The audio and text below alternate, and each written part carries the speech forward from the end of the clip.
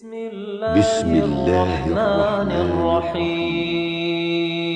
أباج فاعرفه حقا وانتخه، متفق لفظا وخطا متفق، وضده فيما ذكرنا المفترق، مؤتلف متفق الخط فقط، وضده مختلف فاخشى الغلط، والمنكر الفرد به راو غدا، تعديله لا يحمل التفردا، متروكه مواحد به انفرد، وأجمعوا لضعفه فهو كرد، والكذب المختلق المصنوع على النبي فذلك الموضوع، وقد أتت كالجوهر المكنون سميتها منظومة البيقوني، فوق 30 بأربع أتت أقسامها تمت بخير ختمت.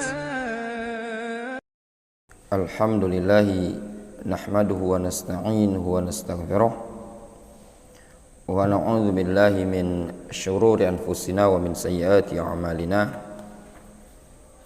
من يهده الله فلا مضل له ومن يضلل فلا هادي له، وأشهد أن لا إله إلا الله وحده لا شريك له، وأشهد أن محمدا عبده ورسوله صلى الله عليه وعلى آله وأصحابه أجمعين. أما بعد. Kita masuk pada halaman 82 pada hadis yang ke-32 yang disebutkan di buku ini. An Aisyah radhiyallahu taala anha qalat, dari Aisyah radhiyallahu taala anha beliau mengatakan, kana Nabiyyu sallallahu alaihi wasallam, dulu Nabi sallallahu alaihi wasallam, idza ghtasala minal janabah, apabila beliau mandi janabah, ghasala yadaihi, beliau membasuh kedua tangannya, thumma tawaddo'a wudu'ahu lis-shalah, kemudian beliau berwudu seperti wudu untuk melaksanakan sholat. Jadi kata Aisyah, dulu Rasul tatkala beliau ingin mandi janabah, beliau membasuh kedua tangan, kemudian berwudu seperti wudu untuk melaksanakan sholat. Tsumma ghtasala, kemudian beliau mandi. Jadi beliau ketika mandi janabah itu basuh tangan dulu, wudu, kemudian mandi, membasahi badan. Tsumma yukhallilu biyadaihi sya'rahu, kemudian beliau menyela-nyela rambutnya dengan kedua tangan beliau.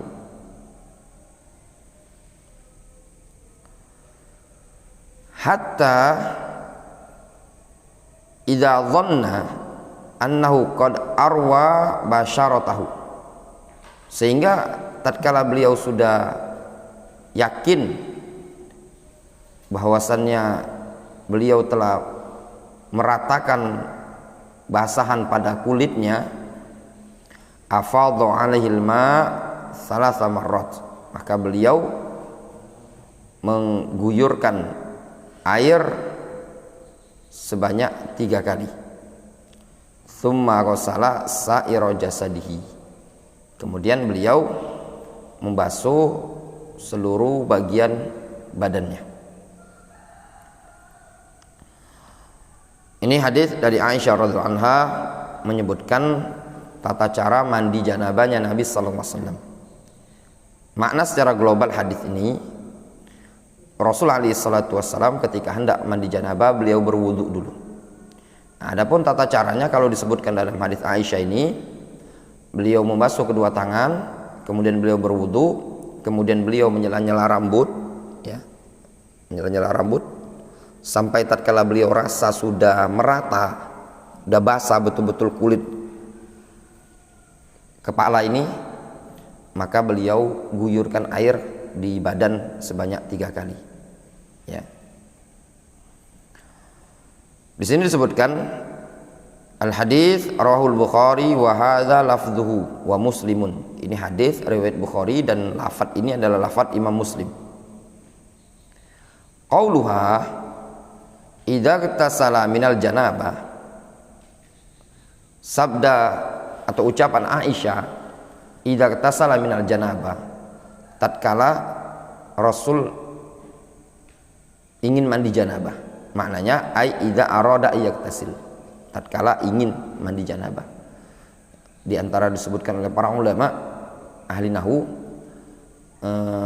fiil madhi ya, tatkala kemasukan idza itu bermakna al-mudhari, mana al-mudhari. Sebagaimana fiil madhi tatkala pada konteks doa itu juga bermakna mudhari. Di sini kemasukan idza sehingga maknanya idza arada ayyagtasilah ya.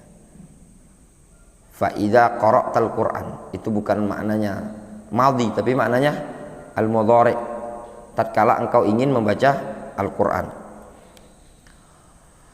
Qauluha, adapun perkataan Aisyah, summa tawaddo'a wudu'ahu lis-shalah, kemudian Rasul berwudu sebagaimana wudu untuk melaksanakan salat.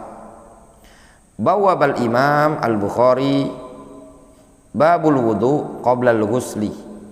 Al-Imam Al-Bukhari membuat bab dalam Sahih Bukhari dengan babul wudu qabla al-ghusli, bab berwudu sebelum mandi. Maksudnya berwudu sebelum mandi janabah. Qala al-Hafidz, berkata al-Hafidz Ibnu Hajar rahimahullah ta'ala, kata beliau, yaitu istihbabuhu, maksudnya disunnahkannya. Maksud ucapan Imam Bukhari babul wudu qabla al-ghusli istihbabuhu, maksudnya disunnahkan berwudu sebelum mandi. Itu hukumnya sunnah, bukanlah perkara yang wajib tapi hukumnya sunnah. Qala Syafi'i fil berkata al-Imam Syafi'i dalam kitab Al-Um, sebagaimana dinukilkan oleh Al-Hafidz Ibnu Hajar, faradallahu ta'ala al-ghusla mutlaqan. Allah Subhanahu wa ta'ala cuma mewajibkan mandi secara mutlak. Wala lam yadhkur fihi syai'an yabda'u bihi qabla syai'in. Dan Allah Subhanahu wa taala tidak menyebutkan pada kewajiban mandi tersebut sesuatu yang orang tersebut memulai dengannya. Wa in kuntum junuban fattahharu. Kalau kalian junub maka bersucilah, mandilah. Fa kaifa ma jaa bihil mughtasilu ajza'ahu, maka bagaimanapun caranya tatkala orang mandi tersebut mendatangkannya, maka perbuatan tersebut sah. Maksudnya bagaimanapun caranya orang yang mandi tadi, mandi janabah, maka caranya tetap sah. Idza ata bi ghusli jami'i badanihi, apabila dia mengerjakan mandi dengan cara membasuh seluruh anggota badan. Difahami?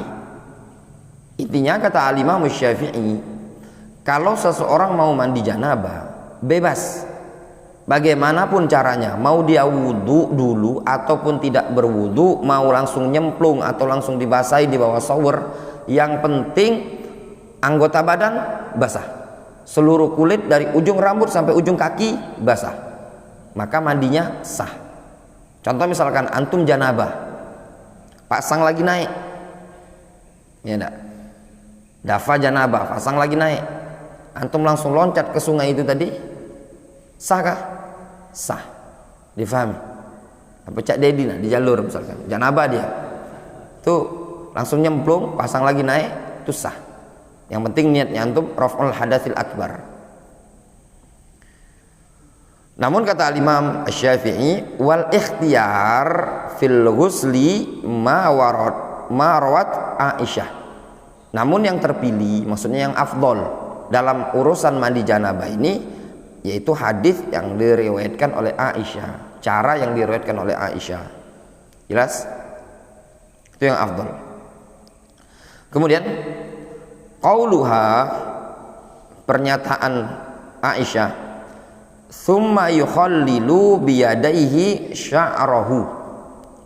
Kemudian Rasul menyela-nyela dengan kedua tangan beliau sya'rahu, rambutnya. Maksudnya Rasul menyela-nyela rambut dengan kedua tangan.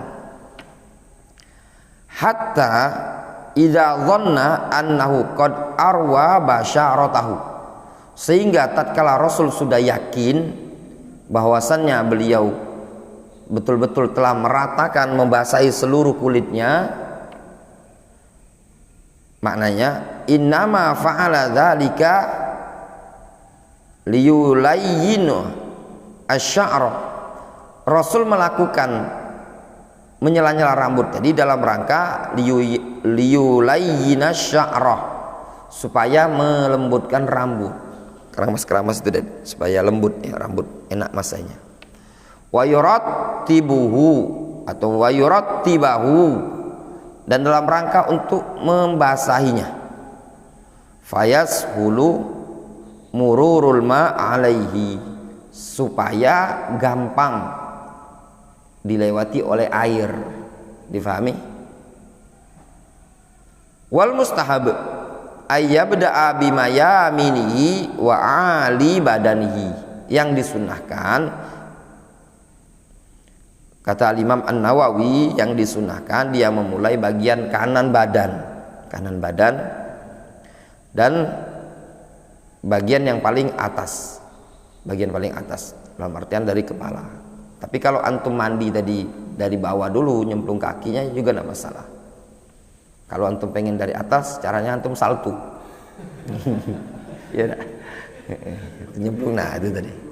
Itu bagian atas, bagian kepala kan.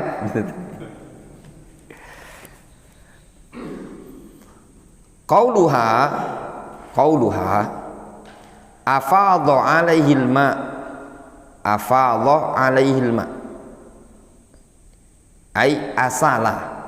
Afadha itu maknanya asala, mengalirkan. Sala yasilu kan mengalir, asala yusilu mengalirkan. Afadha alaihil ma, yaitu mengalirkan air. Wal ifadha al isalah, makna ifadha adalah isalah, mengalirkan. Wastabdala bihi atau wastadalla bihi man lam yashtarit ad-dalkah wa huwa dhahirun. Dan dengan air, dengan lafaz afadha alaihil ma ini, istadalla bihi, dijadikan dalil oleh sebagian para ulama, man lam yashtarit ad-dalkah, orang yang berpendapat tidak dipersyaratkan ketika bersuci, baik berwudu ataupun mandi janabah, tidak dipersyaratkan ad-dalk, menggosok. Ya, dulu ketika kita kajian di Mushola Mukarramah pada kitab syarah hadis-hadis berkaitan dengan wudu itu kan disebutkan termasuk sunnah kata para ulama adalah menggosok ketika berwudu. Jadi air tadi digosokkan ke tangan. Tapi kalau seandainya antum cuman langsung, ini misalkan keran, antum gini kan di air ngalir gini, atau mungkin antum wudunya di sungai kan, antum gini kan langsung ciduk, tapi basah semua 2 kali, sah ndak wudunya? Sah. Misalkan kaki antum ndak sentuh, antum di bawah keran itu langsung antum basahi, sah ndak? Sah. Ya. Namun yang disunnahkan kata mereka adalah digosok-gosok. Nah, makanya di sini disebutkan wastadalla bihi man lam yashtarit ad-dalk wa huwa dhahirun, dan itu pendapat yang lebih zahir, lebih rajih insyaallah taala. Qauluha, adapun pernyataan Aisyah, tsumma qasala sa'ira jasadihi, kemudian Rasul membasuh seluruh bagian jasad beliau. Rasul membasuh seluruh bagian jasad. Ai baqiyatu jasadihi, maksudnya seluruh bagian jasad. Jaa fi riwayatin lil Bukhari, disebutkan dalam riwayat Al Bukhari, thumma yafidul ma ala jildihi kullihi, kemudian Rasul mengalirkan air pada seluruh kulitnya. Wahya tadullu ala annahu ammama jami'a jasadihi bil ghusli ba'dama taqaddama. Ini lafaz menunjukkan, riwayat ini riwayat Bukhari, tsumma yafidul ma'ala jildi kulli, menunjukkan bahwasanya Rasul meratakan, ammama, meratakan jami' jasadihi bil ghusli, meratakan seluruh badan beliau dengan basuhan air. Ba'dama taqaddam, setelah mengerjakan apa yang telah lalu, diantaranya apa? Wudu, kemudian menyela-nyela rambut kepala. Difahami? Jadi caranya simpelnya, antum basuh tangan, ya, basuh tangan sebagaimana Rasul ini tadi. Kemudian beliau berwudu. Setelah berwudu maka menyela-nyela rambut kepala. Nah, kemudian barulah disiram terakhir. Yang afdol dahulukan bagian kanan. Ya, sebelum itu ya antum bersihkan dulu ya barang tersebut, ya, antum bisa antum sabuni dan yang lainnya, ya. Baru antum berwudu.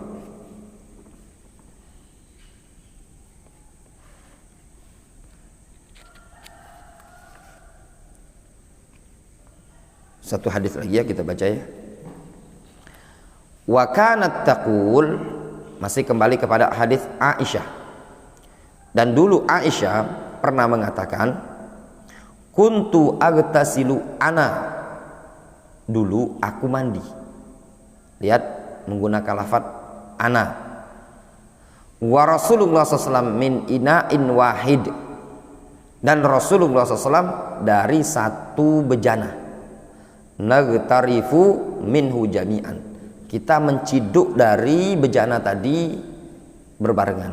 Dalam artian ngambil dari situ semua. Rasul ngambil di situ, Aisyah ngambil di situ. Dari sini ayolah ikhwah, ada faedah nahwu. Tidak diperbolehkan mengatofkan isim zahir kepada dhamir muttasil. Ya, dhamir muttasil. Tidak bisa antum mengatofkan kuntu agtasilu wa Rasulullah SAW. Tidak bisa. Mamnu. Nanti kalau antum seperti itu, dia bukan waw atof jadinya, tapi bisa masuk ke waw ma'iyah. Ya, waw ma'iyah. Jadi bacanya bukan wa Rasulullah tapi wa Rasulullah. Supaya bisa diatofkan, gimana caranya? Antum kasih dhamir munfasil. Apa dhamir munfasil? Dhamir yang bisa terletak setelah illah, atau bisa dipakai ya betadi ubihi al kalam. Di antaranya ana. Antum sesuaikan. Kuntu agtasilu itu kan dhamirnya apa? Mutakallim kan? Berarti lafadznya ana, mufrad. Sehingga antum katakan kuntu agtasilu ana. Tidak bisa antum mengatakan dakhaltu wa Muhammadun al masjid. Bisa apa enggak? Tidak bisa. Antum mengatakan dakhaltu ana wa Muhammadun al masjid. Jelas? Kemudian kita baca keterangan di sini disebutkan dalam syarah al hadis rawahul Bukhari. Hadis ini riwayat Bukhari. Wa indahu, dalam riwayat Bukhari, nagrifu. Nagrifu badal min nagtarifu. Ya, pengganti dari lafaz nagtarifu. Wa Muslim, dan juga hadis ini dengan lafaz atau riwayat Muslim. Wal hadis ini fihi jawazu ightisalil mar'a warrajuli jami'an. Hadis ini memberikan faedah bolehnya seorang istri bersama seorang suami mandi berbarengan. Boleh, Mus'ab. Ya, istri dan suami mandi berbarengan, satu bak mandi. Ya, saling siram-sirami, boleh, tidak masalah. Ya, yang istri nyiram suami, suami nyiram istri, satu kamar mandi boleh, tidak masalah. Apalagi kelasnya antum masih bujang ini tadi. Kalau kita ini sudah terlalu lama gitu kan. Waqad bawwaba al-Imam al-Bukhari. Sungguh al-Imam al-Bukhari membuat bab dalam Sahih al-Bukhari, bab ghusli rajuli ma'a imra'atihi. Kata Imam Bukhari, bab mandinya seorang suami bersama istrinya. Gitu menerjemahkannya ya. Jangan antum terjemahkan. Bab mandinya seorang laki-laki bersama istrinya. Ya, rajul itu kan laki-laki memang artinya. Ketika disebutkan imro'ah itu ya pasti suami lah ya. Itu tadi. Bab mandinya seorang suami bersama istrinya. Qala al-Hafidz, ya. Karena imro'ah itu perempuan artinya. Ya enggak? Perempuan. Kalau antum artikan per lafadz, bab mandinya seorang laki-laki bersama seorang wanita, ini terlalu umum antum. Antum akhirnya mengatakan boleh mandi di kolam bareng-bareng. Kenapa? Imam Bukhari menyebutkan bab ghuslur rajuli ma'a imraatihi, bab seorang laki-laki mandi bersama seorang wanita. Diterjemahkan imraati, diterjemahkan pacarnya bulan nanti. Nah, tambah hancur terjemahannya. Pakai kaidah mereka, kalau ya seorang laki-laki dengan seorang perempuan diperbolehkan mandi berbarengan, berarti laki-laki yang banyak dan perempuan yang banyak lebih boleh lagi, karena lebih lebih aman dari fitnah misalnya. Nah, ini terjemahan ngawur, difahami ya. Bab seorang suami mandi bersama seorang istrinya. Qala al-Hafidz, berkata al-Hafidz Ibnu Hajar, wastadalla bi ad-Dawudi, al-Imam ad-Dawudi berdalil dengan hadis ini, jawazi nadharir rajuli ila aurati imraatihi wa aksihi. Pada hadis ini kata Al-Dawudi, bolehnya seorang suami melihat ke aurat istrinya, boleh, bebas. Dan juga sebaliknya, bolehnya seorang istri melihat ke aurat suaminya. Difahami? Itu tadi terjemahannya, suami ngelihat ke istrinya. Jangan antum terjemahkan per lafadz. Kalau per lafadz, bolehnya seorang laki-laki melihat kepada aurat wanita dan juga wanita ke aurat laki-laki. Kacau seperti ini tadi ya. Nanti saling ngintip. Namun yang dimaksudkan keterangan ini tadi, bolehnya seorang suami melihat kepada aurat istri, bolehnya juga istri melihat kepada aurat suami, dan itu boleh. Ada pun riwayat yang menyebutkan bahwasannya ketika hubungan suami istri tidak diperbolehkan melihat kepada aurat istrinya, maka nanti kalau dia melihat nanti anaknya akan buta. Ini hadis palsu, maudhu ya. Tidak ada hadis yang seperti ini. Ya, istrinya dia perkara yang halal, tidak dosa ngelihat istri, ngelihat suami juga tidak dosa. Di sini diperbolehkan ya. Dan juga kalau kita ambil faedah dalam hadis ini, hadis yang terakhir ini, lafaz yang terakhir ini, mesranya atau harmonisnya kehidupan Rasulullah SAW ya. Beliau mandi pun berbarengan berdua, itu tidak masalah, perkara yang diperbolehkan ya, untuk mungkin mandi berdua di kamar mandi, jalan berdua, atau hal-hal yang layaknya pengantin baru ya, itu tidak masalah, pernah dilakukan oleh Nabi SAW. Dan juga bisa diambil faedah dari tindakan Rasulullah SAW ini tadi, beliau mandi berdua itu menunjukkan juga, dikata para ulama, bahwasanya bekas sisa orang yang mandi janabah itu bukanlah air yang tidak bisa dipakai lagi. Kan sebagian orang itu tidak mau pakai bekas orang berwudu, ya enggak? Karena sudah dipakai, katanya musta'mal.